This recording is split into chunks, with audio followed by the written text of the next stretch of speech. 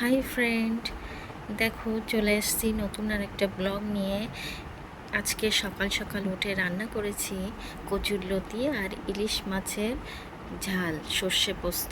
এখানে দেখো আমি মেহা আর বাবা যাচ্ছি। আজকে অ্যাপয়েন্টমেন্ট নেওয়া আছে ম্যামের কাছে। লাস্ট আজকে অপারেশন হওয়ার আগে একবার চেক আপ আছে, সেটা করানোর জন্যে। এখানে যাওয়ার আগে রিপোর্ট নিয়ে নেব। আগের দিন রক্ত দিয়ে গেছিলাম, সেই রিপোর্টটা দেখো। এখানে রিপোর্টটার দোকানদার বার করছে, এই যে নিয়ে নিলাম বাবার রিপোর্ট। আমি জিজ্ঞাসা করে নিলাম যে কোনো প্রবলেম, কোনো কম বেশি আছে। ওনারা তো ব্লাড রিপোর্ট সব সময় করে, যার জন্যে বোঝে। তা ওনারা বললেন না, মোটামুটি ঠিক আছে। তারপরে দেখো আমি বাবা টোটোতে বসে আছি। এখানে টোটোতে 4 জন না হলে ছাড়ে না। এবার চলে এসছে আরেকজন, তারপরে টোটো ছেড়ে দিল। এরপরে টোটোতে করে চলে যাব চৌমাথায়।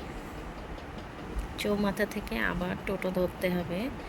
দেখো চৌমাথায় নেবে মেহা। এই যে এখানে হাঁটতে হাঁটতে যায়, সিঁড়ি দিয়ে হেঁটে হেঁটে উপরে উঠছে। এই দেখো মধ্যমগ্রাম চৌমাথা। এই স্ট্যাচুগুলো দেখলেই বোঝা যায় যে এটা চৌমাথা।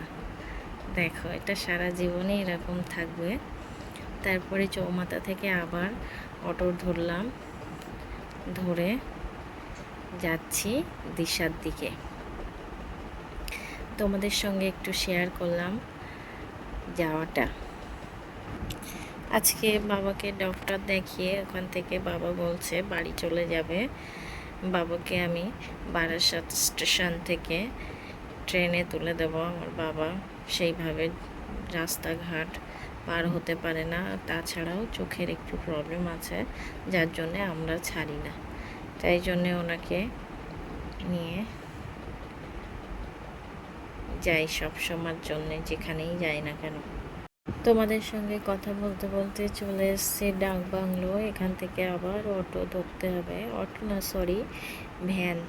এই পা ভ্যান না ইঞ্জিন ভ্যান জানি না, যাই হোক এখান থেকে ভ্যানে করেই যেতে হবে। ভ্যানে উঠে পড়লাম। বাবাকেও বলছি বাবা বসো, অনেকটা উঁচু, সাবধানে উঠো। তারপরে দেখো ভ্যান ছেড়ে দিয়েছে। এবার যাচ্ছি দিশায়। চলে এসেছি প্রায় দিশায়। এই যে দেখো দিশা হসপিটাল। তারপরে এখানে দেখো আমার ক্যামেরাটা পুরো ঝাপসা হয়ে গেছে, কেননা আস্তে আস্তে বৃষ্টি হয়েছে, তার জন্যে। তারপরে ঢুকে গেলাম রিসেপশনে। জিজ্ঞাসা করলাম ম্যাম আজকে আসেননি, কী প্রবলেম। দেখো পরের দিন আবার আসতে হবে বাবাকে।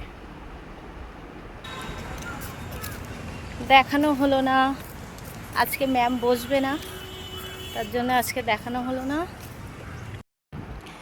আমরা জানতাম না ম্যাডামের একটা কাজ পড়ে গেছে, তার জন্যে ম্যাডাম আজকে বসেনি।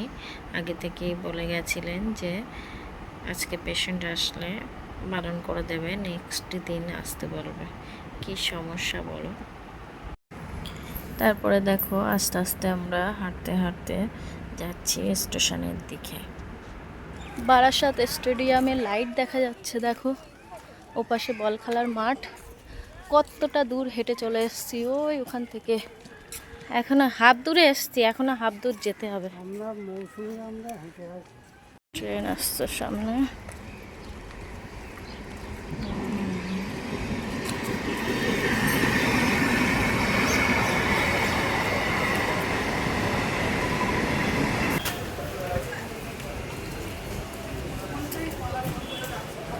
এখনো এত দূর হেঁটে হেঁটে যেতে হবে।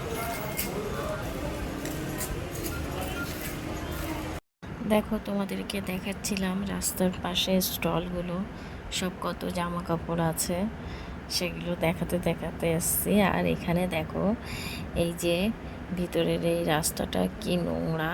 আমাদের মধ্যমগ্রামে এত নোংরা না, খুবই পরিষ্কার পরিচ্ছন্ন। আর এখান দিয়ে তো হাঁটাই যাচ্ছে না, এত ব্যস্ত একটা জায়গা।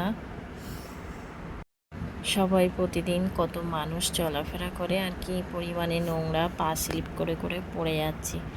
লাস্ট পর্যন্ত দেখো চলে এসছি বারাসাত স্টেশন, বারাসাত জংশন।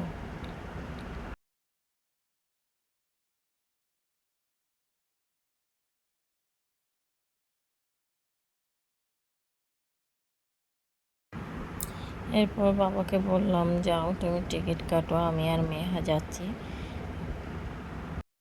তারপরে বাবাকে আবার বললাম, দাঁড়াও না, আমিও যাচ্ছি, গিয়ে একসঙ্গেই টিকিটটা কাটবো, আমিও ট্রেন ধরে আবার মধ্যমগ্রাম আসবো। তারপরে দেখো এখান থেকে টিকিট কেটে নিলাম, এক্সিলেটারে করে উঠে চলে গেলাম 3 নাম্বার প্ল্যাটফর্মের উপর, যেখান থেকে গাড়ি আসবে শিয়ালদার। আর অ্যানাউন্সও হয়ে গেছে, যার জন্যে তাড়াতাড়ি করে চলে গেলাম 3 নাম্বার প্ল্যাটফর্মের। তারপরে দেখলাম না, একটা গাড়ি যাবে, তারপরে আসবে শিয়ালদা টু হাসনাবাদ লোকাল। এর মধ্যে দেখো যেতে যেতে মেহা একটা দোকান দেখেছে, সেখানে নেল পলিশ আছে, সেটা দেখে মেহা দাঁড়িয়ে পড়েছে নেল পলিশ নেওয়ার জন্য। কোনটা নেবে? কি করবো, বাচ্চা মানুষ রাস্তাঘাটে ওইটা নেবে? কান্নাকাটি করবে, আচ্ছা আমার কাছে দাও, আমি খুলে দিই। কিনে দিতে হলো নেল পলিশ। ও যেখানেই নেল পলিশ, পাউডার এইসব দেখবে দাও। সেগুলোই নেবে, চশমা পছন্দ করে। তারপরে ওয়েট করছি গাড়ির জন্যে, গাড়ি চলে আসছে, ট্রেন দেখো। আর আজকে বাবাকে দিতে এসছি, খুব মন খারাপ হচ্ছিল, মেহা তো কাঁদছিল দাদু চলে যাওয়ার পরে। আমরা আবার কদিন পরে যাব, মেহাকে এটাই বললাম। তারপরে মেহা মন খারাপ করে বাড়ির দিকে এসছে। এখানে দেখো ট্রেন থেমে গেছে, আর বাবাকে আমি বলছিলাম আস্তে আস্তে ওঠো, আস্তে আস্তে যাও, প্রচণ্ড ভিড় ছিল গাড়ির ভিতরে। আমি দেখছিলাম জানলা দিয়ে দিয়ে সিট ফাঁকা আছে কিনা, কিন্তু কোনো ফাঁকা ছিল না। আর দেখো কি পরিমাণে ভিড়, যেহেতু এটা দুপুরের সময় সেজন্যে ভিড় ছিল। লাস্টে দেখো বাবাকে আমি বললাম গলির ভিতরে দাঁড়াও, বাবা এই যে সাদা জামা পরা দেখা যাচ্ছে গলির ভিতরে, ওখানে চলে গেল, যা ট্রেন ছেড়ে গেল, টাটা। আচ্ছা। তারপরে মেয়েকে একটু গুছিয়ে সুজিয়ে এদিকে ওদিকে ঘুরিয়ে লাস্টে বাড়ির দিকে চলে আসি। বাড়িতে এসে আর চলো আমরা বাড়ি চলে যাবো। পড়িনি, ভীষণ মন খারাপ লাগছিল। বাবা বাড়িতে চলে গেছে, তার জন্যে কদিন ছিল আমাদের এখানে, খুব ভালো লাগতো আমারও মেহারও। তারপরে বাড়িতে এসে আর রান্না টান্না করিনি। রাত্রিবেলা মেহার বাবাকে বলেছি তরকা রুটি নিয়ে আসতে, দেখি কি করে। তারপরে দেখলাম না, তরকা রুটি নিয়ে আসতে, সেটা খেয়ে ঘুমিয়ে পড়েছি।